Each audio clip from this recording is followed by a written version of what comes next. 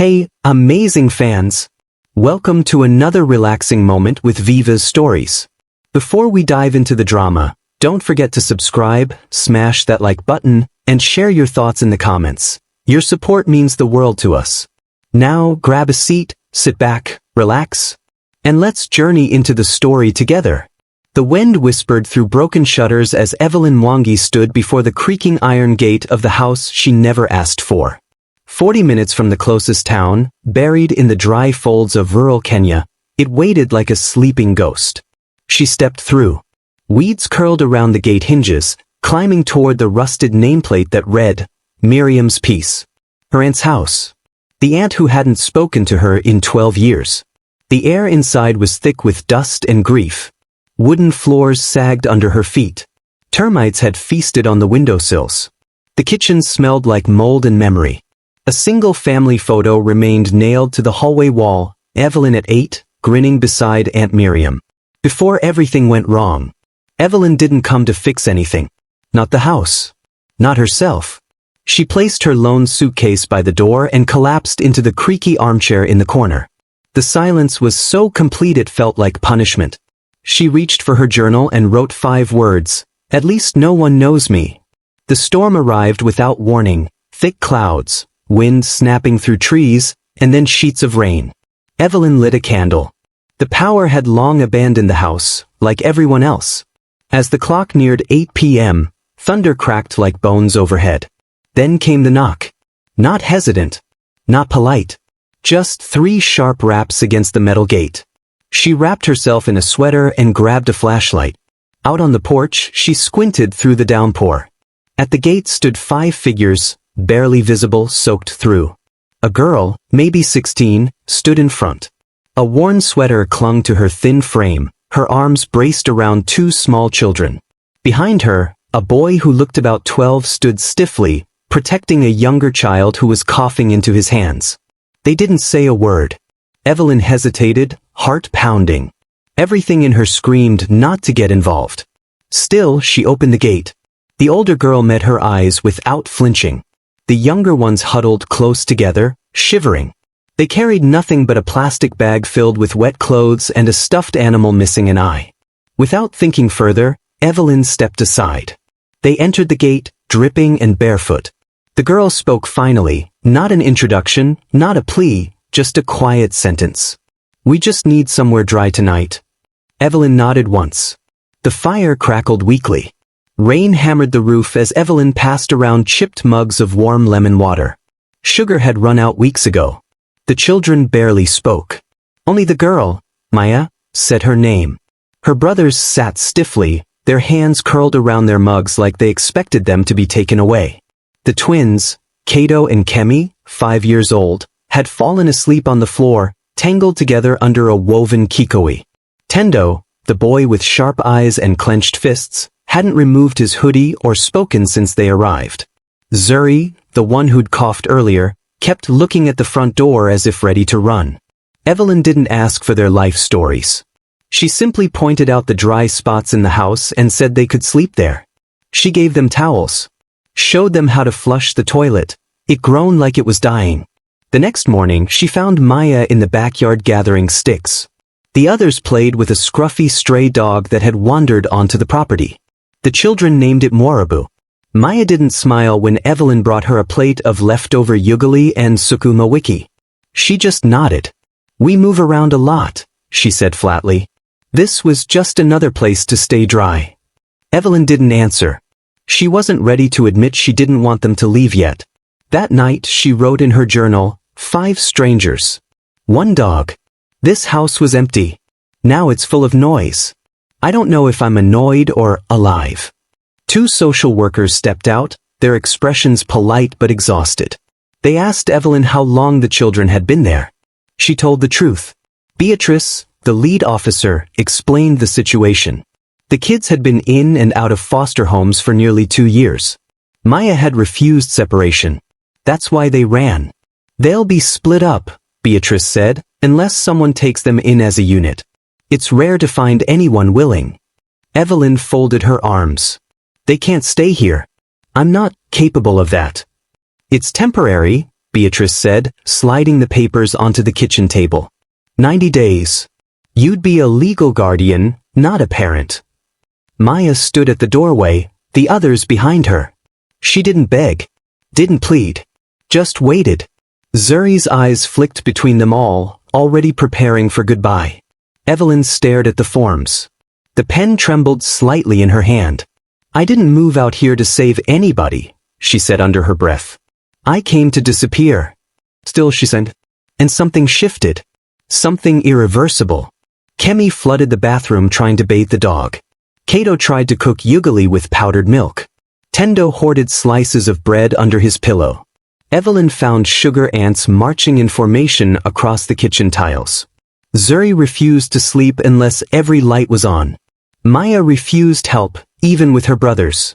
Her spine was all sharp corners. One night, Evelyn walked into the living room to find the curtains torn down. The twins had tried to make a cloud fort. There were arguments, tears, broken plates, screaming matches between Maya and Tendo. Silence that felt heavier than noise. But there were also moments where Evelyn caught Kato planting old seeds in a patch of dirt. Moments where Zuri shared half a mandatsi with her, no prompting. One morning, Evelyn found the dishes already washed. And one cold night, Kato crept into her bed without a word. She didn't push him away. By the second week, the chaos had a rhythm. They cooked together, badly. They argued, loudly. They sang while sweeping, off-key and joyfully. The house echoed with life it hadn't known in years. Evelyn sat one evening on the back steps, watching the children chase fireflies in the yard. The house still needed everything, new wiring, fresh paint, better plumbing, but it was full.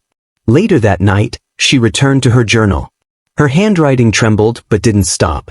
This place was supposed to be quiet, but every broken thing here, including me, might just have a second chance. The dry patch behind the house had always been a wasteland. Just cracked earth, faded grass, and the occasional thorn bush, much like the rest of Evelyn's life up to this point. But one morning, Evelyn woke to the smell of something strange. Soil. She followed it to the backyard. Kato stood barefoot in the dirt, cradling a small paper packet like treasure. It was torn at the corners and smeared with age. Tomato seeds.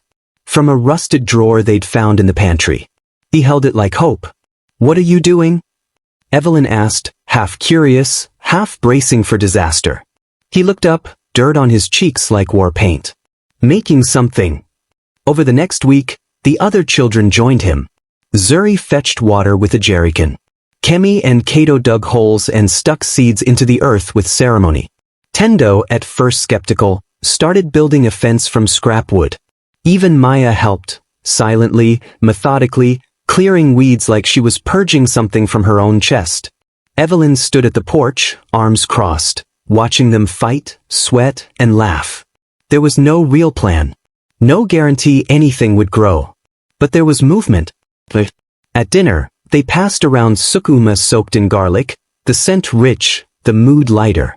Zuri whispered between bites, "This place smells happy." That night, Evelyn wrote in her journal, "They aren't planting seeds. They're planting faith." Evelyn had gone into town for supplies, the first time she'd left them alone for more than an hour. When she returned, she saw the living room window smashed from the inside, glass on the floor. Maya was gone. Panic surged through her like fire. The others sat on the couch, huddled together. No one spoke. "Where is she?" Evelyn asked. Tendo finally said, "She left. Said she needed air." Evelyn didn't wait. She grabbed the car keys, drove through the town, checked bus stops, the old quarry, the convenience store where she once saw Maya staring at the snack shelf too long. Hours passed. Her breath became shallow. The sky began to darken. Then, at the edge of a small churchyard, she spotted her, Maya, sitting on a bench, face turned to the sky. Evelyn parked, walked over, sat beside her. Maya didn't look at her. Just said, "Every time things get better, they fall apart." Silence stretched between them like thread pulled taut. "I didn't want to watch it happen again," Maya continued. "I've been here before. Somewhere feels safe, then we get kicked out or they start locking cabinets." Evelyn let the words settle. Then she said softly, "So your answer was to leave before anyone could leave you." Maya finally turned, eyes glinting in the twilight. "I'm tired of losing things," she said. Evelyn swallowed. "So am I." They didn't talk much more. But when they drove home, Maya sat in the front seat, and when she walked back into the house, the kids didn't ask questions. They just moved over and made room on the couch. The broken glass was still there. Evelyn left it until morning. That night, she made soup and passed out slices of bread and wrote, "You can't teach someone to stay. You just keep the door open." Evelyn opened the door to find an old friend from her teaching days, Charles, standing tall and polished with a neat collared shirt and his teenage son, Marvin, trailing behind him. "Just driving by," Charles said. "Thought we'd say hello." They shared tea in the kitchen. The children buzzed in and out, polite but wary. Marvin scrolled his phone, unimpressed. "So," Charles said, glancing around, "you're running a small orphanage now?"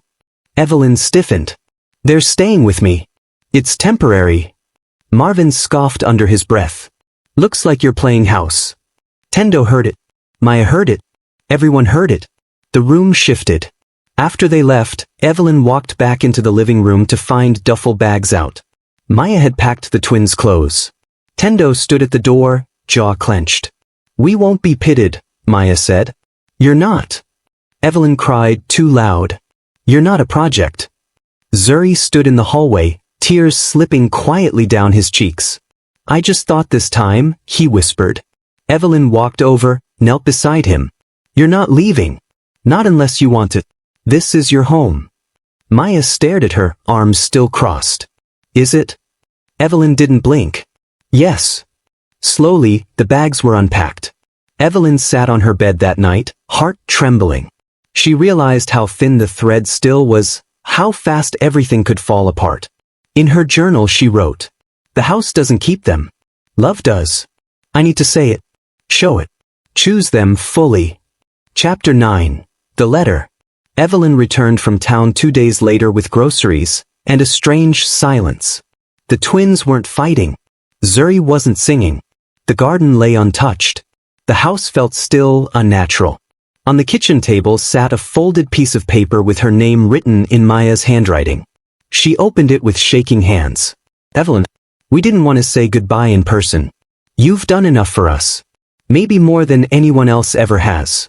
But this was never supposed to be forever. We know that.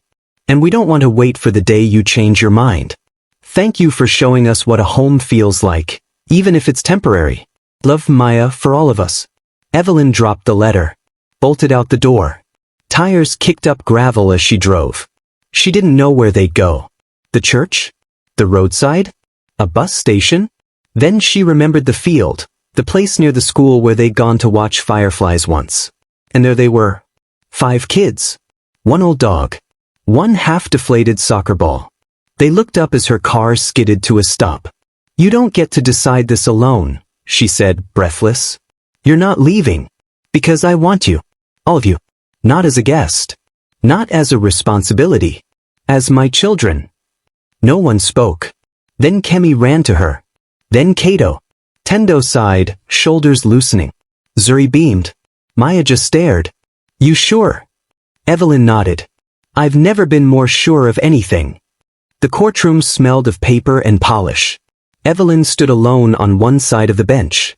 Across from her sat 2 officials and a family attorney who kept glancing at his watch. She wore her best blouse. It had a button missing. The judge, a stern woman in glasses, asked questions. "You're single? Financially modest? Middle-aged?" "Yes." "You don't own this property?" "No. I inherited it." "You have no previous experience parenting 5 children." "I didn't have experience surviving heartbreak either," Evelyn said, voice steady. "But I'm still standing. Why not just foster them? Why adopt?" Evelyn straightened. "Because fostering implies this ends. And I never want it to end." The judge studied her. "Do you believe love is enough?" Evelyn swallowed. "No. But love gives you the strength to become enough." Outside, in the hallway, the children waited. Maya stood apart, arms folded. The twins buzzed nervously. Zuri fidgeted. Tendo paced.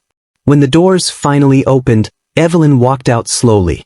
They looked at her, all 5 pairs of eyes. She smiled through the tears.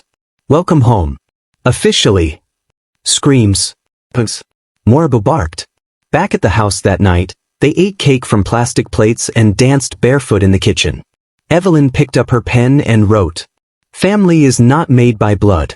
It's built by choice, by sacrifice, and by showing up every single day." She stepped out into the garden.